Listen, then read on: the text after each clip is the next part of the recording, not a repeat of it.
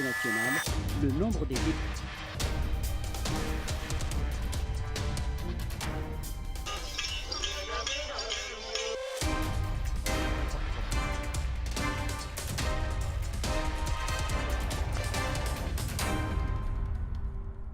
Ravi de vous retrouver sur la RTS2, Midi Actu de ce 25 décembre 2018. C'est parti, voici le sommaire du jour.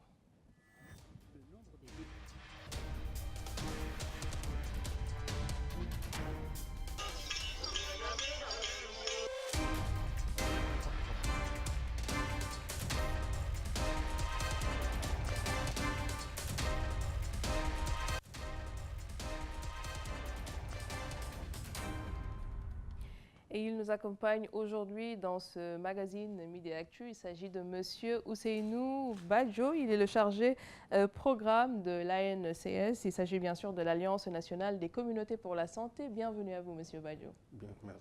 Donc, nous allons parler avec vous santé aujourd'hui, comme nous l'avons vu dans le sommaire, pour parler du VIH-Sida, la lutte qui continue. Ça, ce sera donc dans la dernière partie. Et nous passons tout de suite à la rubrique Société. Direction Saint-Louis pour parler de l'aéroport de Saint-Louis qui existe depuis 1957. Et retenez d'ailleurs que l'aéroport accueillait justement des vols long courriers. Seulement, justement, ces lignes régulières ont été supprimées depuis quelques années. L'aéroport est aujourd'hui encore fonctionnel et pour cela, donc, des mesures d'accompagnement vont être prises pour la réhabilitation de l'infrastructure. Un reportage signé Yaina Madia.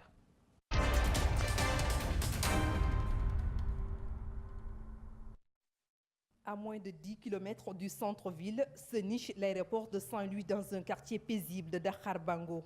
Construit en 1957, cet aéroport a connu des années de gloire. On avait des lignes régulières de Paris, de Las Palmas. Air Sénégal faisait la ligne régulière Paris, Saint-Louis, Dakar. Avant Air Sénégal, il y avait Corsair, il y avait Spanair, il y avait Star Airlines. Mais malheureusement, c'est des compagnies qui ont petit à petit disparu. Le trafic a cependant baissé ces dernières années avec notamment la suppression des lignes régulières. Actuellement, on n'a pas de ligne régulière. On reçoit des vols privés, on reçoit des vols militaires et le trafic a vraiment baissé. Les riverains de leur côté se souviennent avec nostalgie de la belle époque de l'aéroport. Tous les mercredis, il y a un vol qui s'appelait Spanair qui venait ici et on voit qu'il y a vraiment l'économie au niveau du village se développer. Ceux qui vendaient vraiment, les mères qui avaient des tables, qui vendaient l'arachide, tout ça, et les autres là, tout se développait. Pour sortir l'aéroport de sa léthargie, le chef de l'État va lancer les travaux de réhabilitation et d'agrandissement. Il va ainsi donner corps à un projet vieux de 16 ans. Le but, c'est de faire un aéroport qui répond aux normes. On va élargir la bande de piste, on va faire une nouvelle aérogare, on va faire construire et équiper un centre météo, construire une nouvelle aérogare, comme j'ai dit, un nouveau bloc technique. On va mettre des équipements de navigation de dernière génération, un balisage aussi de dernière génération. Donc c'est vraiment un projet structurant qui permettra à l'avion de référence de venir en toute sécurité et avec le maximum de rentabilité. L'aéroport est entouré d'habitations dont certaines sont construites sur ces titres estimés à 165 hectares. Vu l'envergure des travaux qui vont bientôt démarrer, les populations déguerpies par le passé réactivent le collectif pour la défense de leurs intérêts. Ce que nous souhaitons nous-mêmes, nous la population, c'est qu'il y ait une délimitation définitive entre l'aéroport et le village. Et cela a été accordé dans les textes. Et ensuite, nous voulons qu'ils nous donnent vraiment des titres de propriété. Et ensuite, il y a nos cimetières qui sont dans l'enceinte même de la piste de l'aéroport. Eux, ils ont parlé de certains mausolées. Ils vont nous faire un mausolée ici. Ensuite, ils vont nous construire, dans le cadre des mesures d'accompagnement, ils vont nous construire un poste de santé, une école, un marché. Ça y est dans les accords. Déplacer le moins de personnes possible et privilégier les populations environnantes dans les emplois qui vont se créer figure parmi les instructions du chef de l'État. Par exemple, sur le quartier Khariala, on va mettre ce qu'on appelle une rampe d'approche. La rampe normale, elle est longue de 900 mètres. Mais les gens ont demandé à ce qu'on fasse une rampe simplifiée. Rien que pour atténuer justement les préjudices que pourraient subir les populations. Au regard des retombées socio-économiques attendues, les contraintes apparaissent moindres. D'ailleurs, les riverains en sont convaincus. Nous acceptons le projet. Parce qu'au-delà même de ces problèmes au niveau du foncier, nous savons que c'est vraiment, ça va permettre à l'économie saint-louisienne de se développer. Ce sera un essor excellent au niveau de Saint-Louis. Grâce à une démarche inclusive, les habitants de Dakar, Bango et environ se sont appropriés le projet. Un projet qui va incontestablement accroître les activités économiques de la région.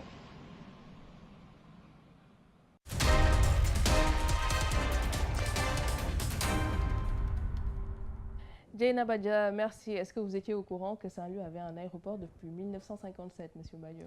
Oui, bien sûr, j'étais au courant que Saint-Louis avait un aéroport. Je pense qu'il n'y a même pas longtemps, lorsque ceux qui avaient voyagé vers l'Espagne, vers l'Italie, en avion devaient être rapatriés. Je crois que le nombre d'entre eux étaient descendus à l'aéroport de Saint-Louis. D'accord. Donc j'étais au courant que l'aéroport de Saint-Louis existait, qu'il soit réhabilité. Serait une excellente chose. Une bonne chose, Ouais. tout à fait. Et nous passons à la rubrique éducation de ce jour, juste après ceci. De 1942, élèves maîtres ont justement donc prêté serment. Ils ont reçu leur certificat de fin d'études, de fin de stage, des mains du ministre de tutelle des élèves maîtres qui vont bientôt rejoindre leur premier poste d'affectation. Suivons ce reportage. Ils sont au total 2942 élèves maîtres à prêter serment, des enseignants désormais engagés à servir leur pays. Je m'engage à assumer mes fonctions avec une responsabilité et une détermination indéfectible, en gardant toujours à l'esprit l'intérêt de la communauté et de l'école. Les autorités présentes à la cérémonie ont formulé des recommandations pour mieux les préparer à affronter les défis de leur mission. Il y en a qui seront à l'école élémentaire de Kourkourbala, Kausara, dans la commune de Niaming, dans le Médina Yorofula. Il y en a qui seront plus près de chez moi, là-bas à Kermadjavel, dans l'école élémentaire de Kerpate Malik, dans la commune de Kersosé, dans le département de Kaolack. Mais vous devez saisir cette opportunité que vous avez de connaître votre pays, de découvrir d'autres modes de vie, de découvrir d'autres cultures, de découvrir d'autres langues. C'est une opportunité pour votre formation humaine. C'est une opportunité pour votre formation sociale. La région de Ziguinchor a été doublement honorée avec le prix du meilleur centre régional de formation des personnels enseignants et du major de la promotion. Cette cérémonie instaurée depuis 3 ans s'inscrit dans la logique de redorer le blason de l'école sénégalaise.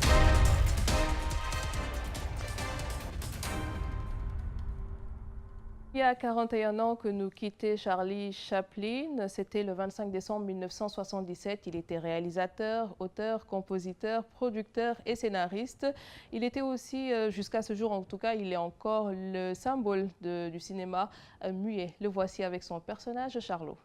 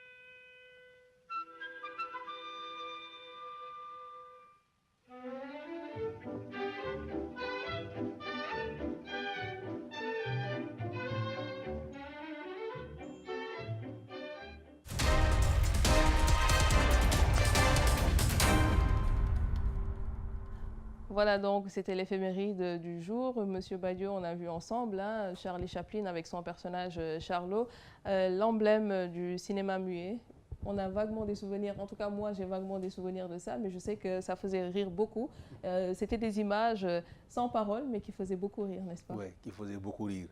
On a eu la chance de suivre beaucoup de ces films qu'on a beaucoup aimés. Et aujourd'hui encore, on les suit. Je crois qu'on en voit sur les réseaux sociaux et ça fait beaucoup de bien de le voir. Je crois qu'il était unique dans son genre et on n'a pas encore trouvé son remplaçant. Voilà. Donc, mesdames et messieurs, nous passons à la rubrique santé de ce magazine Midi Actu qui se poursuit juste après ceci.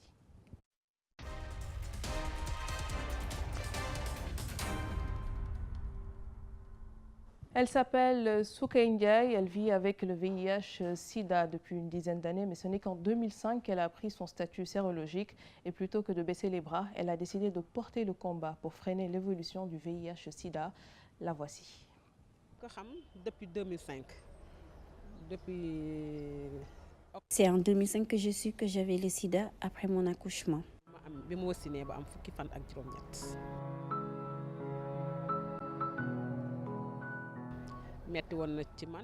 C'était dur pour moi, mais je remercie le ciel d'avoir cet esprit de dépassement car j'ai réussi à surmonter mon état.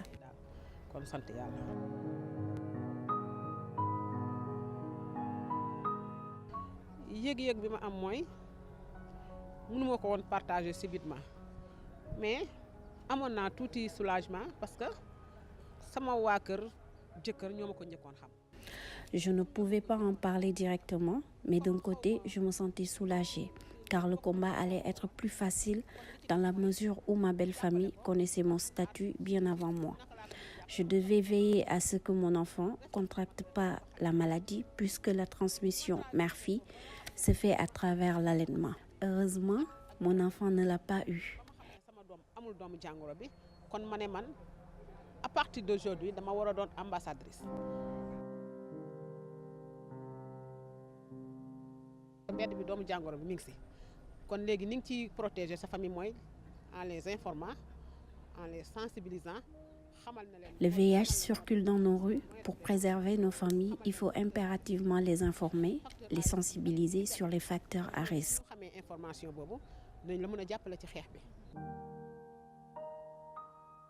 jigéen laa woon bu nekkoon sama biir foyer di sëy nit doomu jàngoro bi nit mënul ne nu ma def ba am ko. J'étais dans mon ménage, je ne peux pas dire concrètement par quel moyen j'ai eu le sida, mais je peux avancer que j'ai appris mon statut dans mon ménage. dama ko wasinee ba am juróom-ñetti fukki fan ak juróom-ñett kon mën naa ne si sama doomu jàngoro maa ngi ko xamee ci sama biir sëy. combat bi may mëne mooy à ce que muy benn. Mon combat est d'arriver à ce que chacun connaisse son statut. Il le faut pour arrêter de blâmer les malades du sida, car en y prêtant attention, on finit par s'impliquer dans la lutte. mën naa ne su ko ñëpp defoon bedd ak bot dootul am. nit ñi war nañu veiller à ce que seeni jaboot muy góor ki muy jigéen ki parce que buñ ne dépistage. Il est important de faire le dépistage prénuptial. Le sida est une réalité qui touche les hommes et les femmes. Il faut que chacun s'engage à freiner l'évolution de la maladie. Procédure mariage nga def dépistage.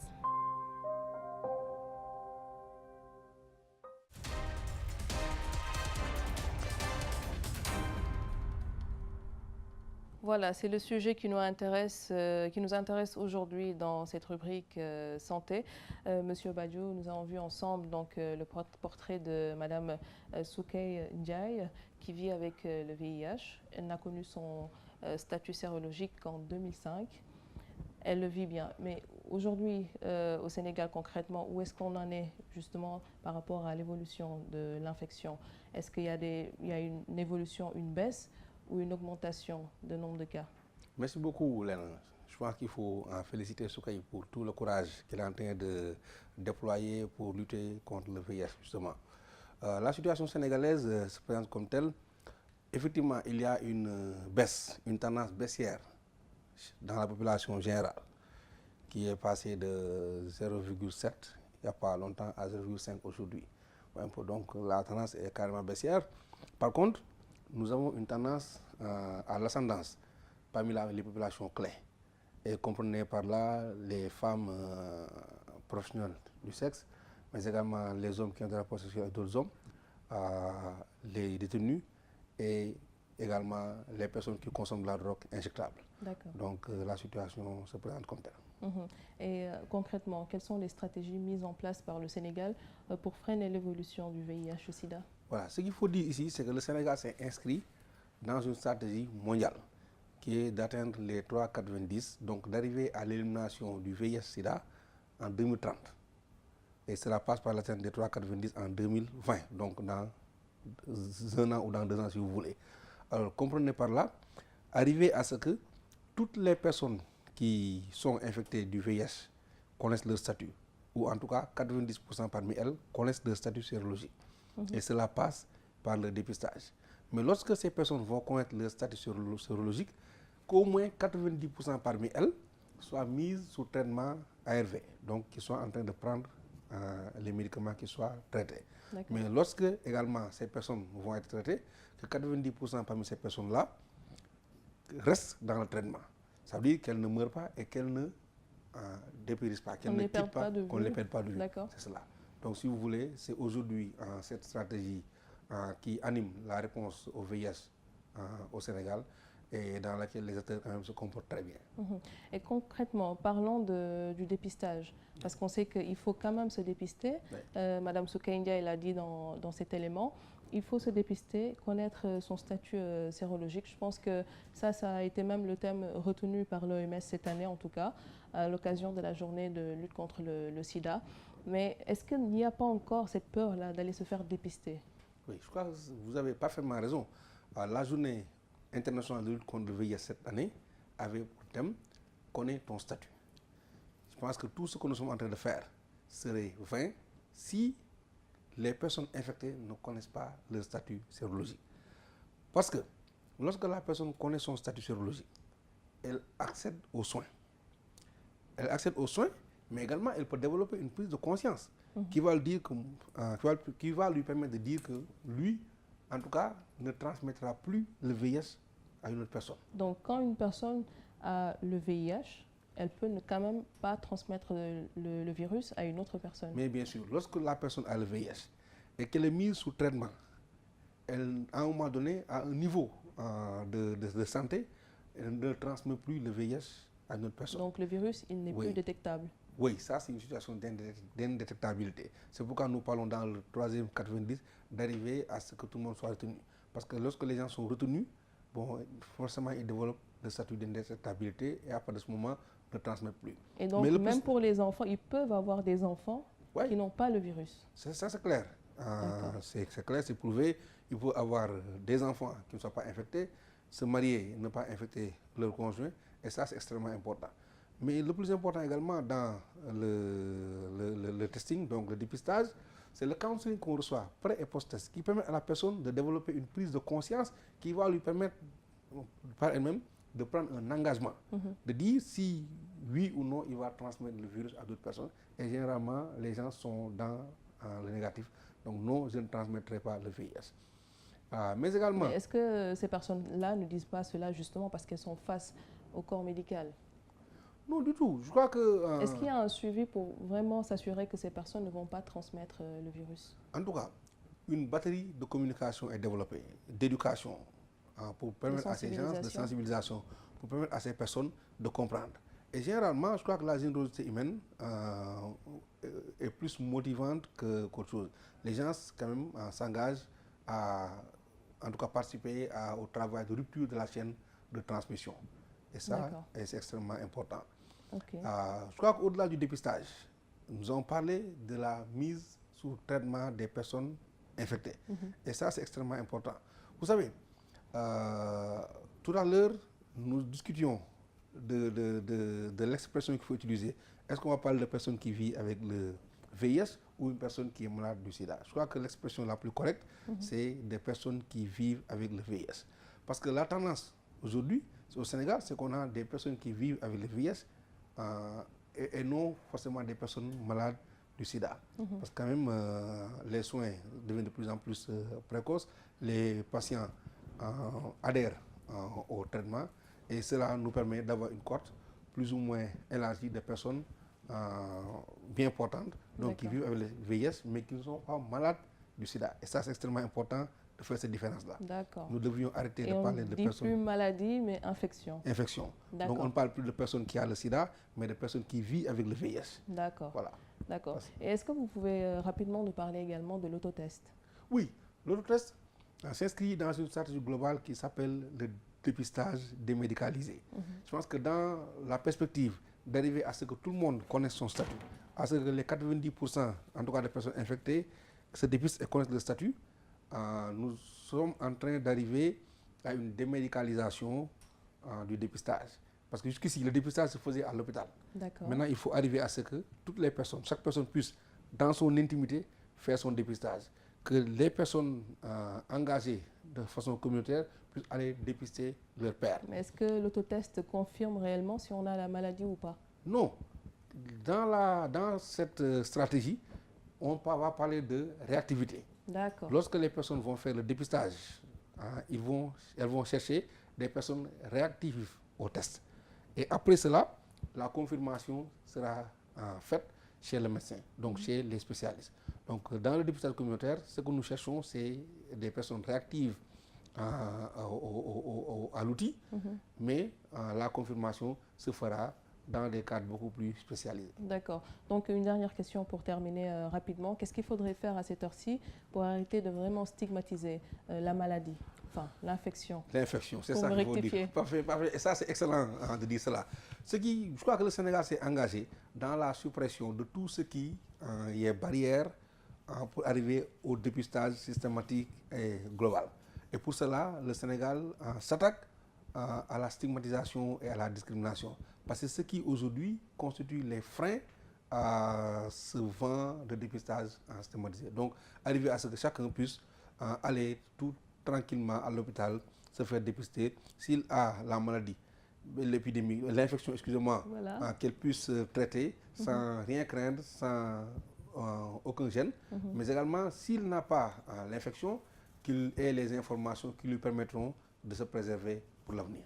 Voilà. Merci beaucoup, Monsieur Ousseynou Badio, d'avoir accepté notre invitation. Merci beaucoup, Léna. Merci encore. Voilà, il était donc l'invité aujourd'hui dans Midi Actu. Il s'agit de Monsieur Ousseynou Badio. Il est le chargé de programme de l'ANCS. Et c'est la fin également de Midi Actu. Nous revenons demain à partir de 12h sur cette même chaîne, la RTS2, encore plus proche de vous. Et nous nous quittons avec la météo du jour. Au revoir.